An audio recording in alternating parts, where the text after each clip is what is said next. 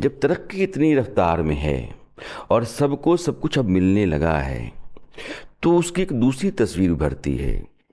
रूस में बहुत ऊंची ऊंची इमारतों के सिरे तक बर्फ अटी पड़ी रही, बच्चे वहां स्केटिंग कर रहे हैं, और हिंदुस्तान के हिमालय की चोटियां जो हैं वो नंगी खड़ी हैं। हम्म। तो यह भी तो विकास के जरिए ही पैदा हुआ होगा। देखिए, आपने बहुत महत्वपूर्ण मुद्दा उठाया राणा जी। देखिए, जो क्लाइमेट क्राइसिस है ना, हम उसकी विभीषिका को साफ देखने से बच जाते हैं। वो जो 1.5 डिग्री सेंटीग्रेड का आंकड़ा है, उसके कारण, क्योंकि एक औसत आंकड़ा है। औसत आंकड़ा है। 1.5 डिग्री जो है वो बहुत प्रचलित है आम जनमानस में। 2030 तक 1.5 डिग्री के नीचे रखना है, ये पेरिस एग्रीमेंट ने बोला था। फिर 1.5 डिग्री के लगभग विश्व का औसत तापमान बढ़ चुका है। ये हम आज जानते हैं कि जितना विश्व ग्लोबल जो एवरेज टेम्परेचर राइज है वो लगभग 1.5 डिग्री अब होने जा रही है।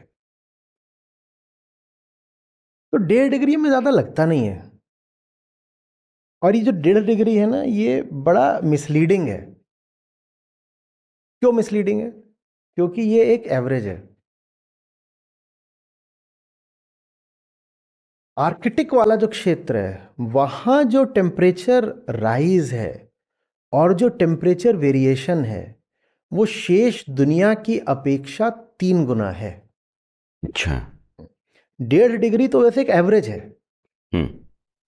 समझ रहे हैं? ऐसा भी हो सकता है कि कहीं पर 9 डिग्री ज्यादा हो औसत से, और कहीं पर 5 डिग्री 60 डिग्री कम हो औसत से। लेकिन वो कुल मिलाकर के ऐसा लगेगा कि औसत से 2 ही 3 डिग्री इधर उधर है।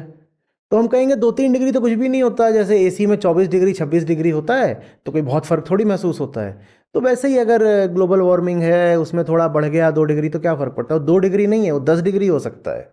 हम्म। 10 डिग्री और 10 डिग्री ऊपर भी हो सकता है, 10 डिग्री नीचे भी हो सकता है। बात औसत के ऐसे बढ़ने की नहीं है। जो उसका मीन के अराउंड फ्लक्चुएशन है, वो जबरदस्त तरीके से एम्पलीफाई होने वाला है। हम्म। तो ये भी हो सकता है, उदाहरण के लिए हम दिल्ली की अगर बात करें, कि जाड़े और ठंडे हो जाएं और फिर यकायक गर्मी आ जाए, और गर्मी औसतन जो रहता है तापमान उससे बहुत ज्यादा गर्म हो। ये भी हो सकता है।